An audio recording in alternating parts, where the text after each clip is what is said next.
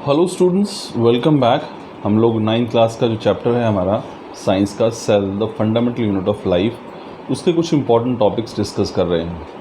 हमारे last lecture में हमने पढ़ा था कि एक सेल के चारों तरफ जो है एक एनवेलप होता है, इसको हम सेल मेम्ब्रेन कहते हैं।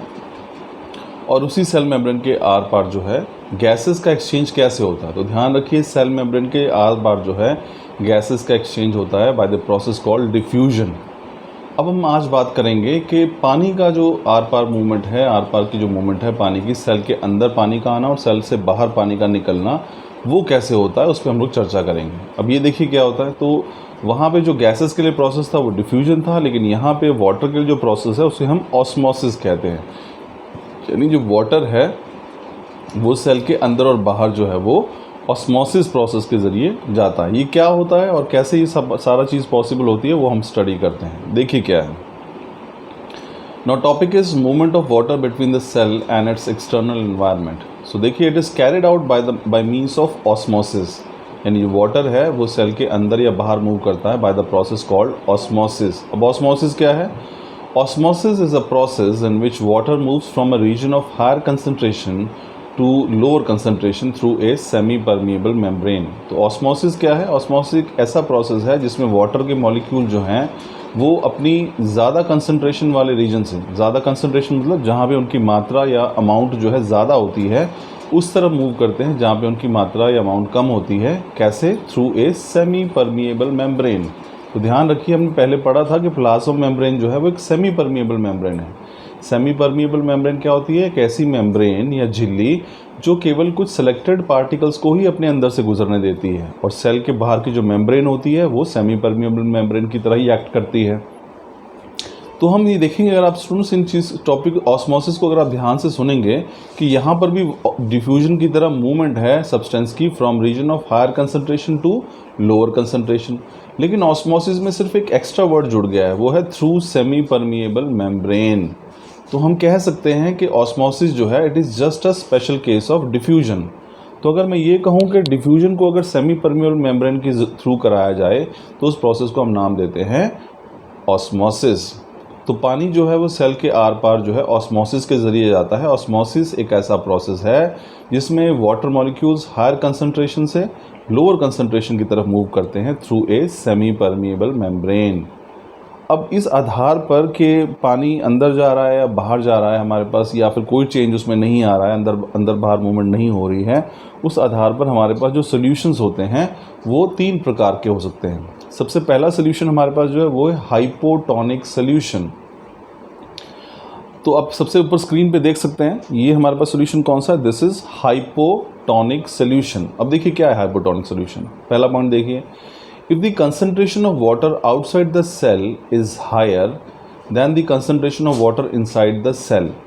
यानी कि अगर पानी की मात्रा जो है वो सेल के बाहर तो बहुत ज़्यादा है और सेल के अंदर कम है, तो अब आप ही बताइए, अगर बाहर अमाउंट ज़्यादा है और सेल के अंदर अमाउंट वाटर की कम है तो ऑटोमेटिकली क्या होगा, बाहर से पानी जो है वो सेल के अंदर मूव कर जाएगा। क्योंकि सेल के बाहर वाली परत क्या है, मेम्ब्रेन, वो क्या है, सेमी परमिएबल मेम्ब्रेन। बाहर कंसंट्रेशन ज़्यादा है पानी की सेल के, और सेल के अंदर पानी की मात्रा या कंसंट्रेशन कम है। तो by the process of osmosis automatically cell जो है it will gain water. So cell will gain water by the process called osmosis. अब सेल पहले थी और उसके अंदर और पानी भर गया तो जाहिर सी बात है कि सेल जो है वो फूल जाएगी, फैल जाएगी, स्वेल हो जाएगी। सेकंड पॉइंट देखिए, water can move into the cell from the cell membrane. Cell membrane जो कि एक सेमी परमिएबल मेम्ब्रेन की तरह काम कर रही है, उसमें से वाटर जो है अंदर की तरफ मूव कर जाएगा। In the case of hypotonic solution, तो जब भी हाइपोटोनिक सोल्यूशन होता है मोर वाटर एंटर्स दी सेल। सेल के अंदर काफ़ी ज़्यादा मात्रा में पानी जो है वो घुस जाता है, जिसकी वजह से सेल जो है कई बार स्वेल हो जाती है, और इतनी ज़्यादा कई बार स्वेल हो जाती है कि वो बर्स्ट भी हो जाती है, फट भी जाती है। तो स्टूडेंट ये ध्यान रखिएगा, हाइपोटोनिक सॉल्यूशंस वो होते हैं जहाँ पानी की मात्रा सेल के बाहर ज़्यादा हो और सेल के अंदर कम। ऑटोमेटिकली पानी सेल के अंदर चले जाता है और सेल फूल जाती है। तो ध्यान रखिए, जब भी हाइपोटोनिक सॉल्यूशन में हम सेल को डालेंगे तो सेल जो है वो फूल जाएंगी। अब बात करते हैं हम लोग आइसोटोनिक सोल्यूशन की। दूसरी कैटेगरी है हमारे पास आइसोटोनिक सोल्यूशंस। अब देखिए आइसोटोनिक सोल्यूशन कौन से होते हैं। आइसो का मतलब होता है सेम, आइसो मीन्स सेम। तो अगर सेल के बाहर भी कंसंट्रेशन और सेल के अंदर भी कंसंट्रेशन सेम हो तो पानी ना तो सेल से बाहर जाएगा और ना ही सेल के अंदर आएगा। अब ऐसे में सेल की शेप में भी कोई बदलाव नहीं होगा, सेल जैसी थी वैसे ही रहने वाली है। तो ऐसे सॉल्यूशंस क्या कहलाते हैं? Isotonic solutions. तो क्या देखिए इसमें हम पढ़ते हैं, if the cell are put in environment that has similar concentration of water as present inside, कि सेल को अगर हम ऐसे पानी के सॉल्यूशन में डाल दें कि पानी की कंसंट्रेशन सेल के बाहर भी उतनी ही है जितनी सेल के अंदर है, तो ऐसे में क्या होगा? There is no movement across the membrane.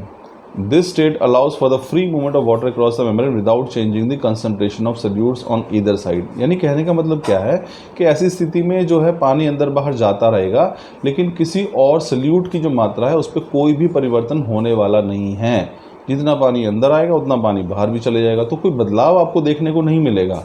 और साइज़ भी उसका सेल का नहीं बदलेगा, क्योंकि जितना पानी अंदर आया था उतना ही वो बाहर भी चले जाता है। Therefore size of the cell does not vary in an isotonic solution because there is no net movement of water, क्योंकि पानी की नेट मूवमेंट तो हुई नहीं, जितना पानी अंदर आया उतना ही बाहर चले गया। तो सेल फूलती तब जब उसमें पानी ज़्यादा भर जाता, जितना पहले था उसके मुकाबले ज़्यादा हो जाता, तो ऐसा नहीं हुआ है। तो इसलिए आइसोटोनिक सोल्यूशन क्या होते हैं, पहले ये ध्यान रखिएगा कि सोल्यूशन जब ऐसे सोल्यूशंस जब सेल के अंदर कंसंट्रेशन और बाहर कंसंट्रेशन समान हो जाए, सेम हो जाए, क्योंकि आइसो का मतलब ही सेम होता है, आइसोटोनिक सोल्यूशन। तो जब भी आप सेल को आइसोटोनिक सोल्यूशन में डालेंगे सेल के साइज में कोई परिवर्तन नहीं होगा। तीसरी कैटेगरी को स्टूडेंट्स हम लोग स्टडी करते हैं, वो है हाइपरटोनिक सोल्यूशन।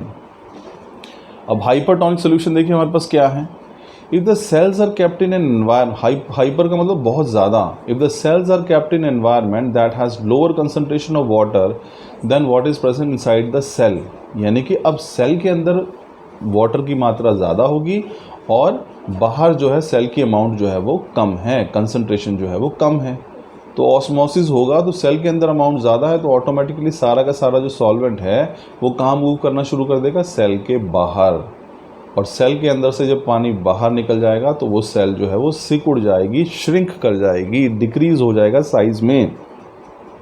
तो ये डायग्राम आप सामने देख सकते हैं स्टूडेंट्स, ये हाइपरटोनिक सोल्यूशन में सेल को डालने का नतीजा है।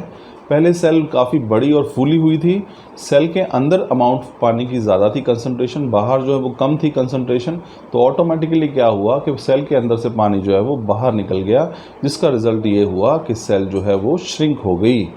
तो ये था नतीजा सेल को हाइपरटोनिक सोल्यूशन में डालने का।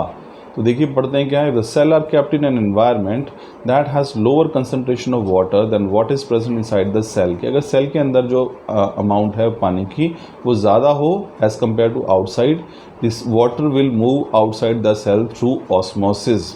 ऑस्मोसिस प्रोसेस के ज़रिए सेल का जो पानी है वो बाहर निकल जाएगा। क्या होगा फिर? सेकेंड पॉइंट देखिए, this results in decrease in size of cell, that is it will shrink, वो श्रिंक हो जाएगी as more water comes out of the cell, क्योंकि सेल के अंदर से काफ़ी पानी जो है वो बाहर निकल जाएगा। तो स्टूडेंट्स हमने यहाँ पे 3 केस देखे। सबसे पहली बात तो आप ये ध्यान रखिए कि पानी की जो मूवमेंट है सेल के आर पार वो ऑस्मोसिस के ज़रिए होती है। अब हमारे पास 3 तरह के सॉल्यूशंस होते हैं। हाइपोटोनिक सॉल्यूशन, हाइपोटोनिक सॉल्यूशन में जब भी आप सेल को डालेंगे सेल हमेशा फूल जाएगी और कई केसेस में वो बर्स्ट भी हो जाती है, फट भी जाती है। दूसरा केस हमारे पास जो है वो आइसोटोनिक सॉल्यूशंस का है। आइसोटोनिक सॉल्यूशन में जब भी आप सेल को डालेंगे सेल के साइज़ में कोई बदलाव नहीं होगा, सेल का साइज़ वही रहेगा, क्योंकि पानी की जो मूवमेंट है वो फ्री रहेगी और अंदर बाहर कंसंट्रेशन में कोई परिवर्तन नहीं होगा, सेल का साइज़ सेम ही रहेगा। तीसरी कैटेगरी हमारे पास जो है वो है हाइपरटोनिक सॉल्यूशन की। अब हाइपरटोनिक सॉल्यूशन में जब भी हम किसी सेल को डालेंगे सेल के अंदर से पानी जो है वो बाहर निकल जाएगा और सेल जो है वो श्रिंक हो जाएगी। तो तीनों केसेस को ध्यान रखिए स्टूडेंट्स, ऑस्मोसिस प्रोसेस को ध्यान रखिए।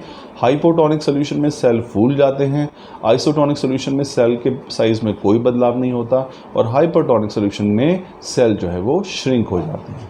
तो ये था आज का टॉपिक स्टूडेंट्स, थैंक यू।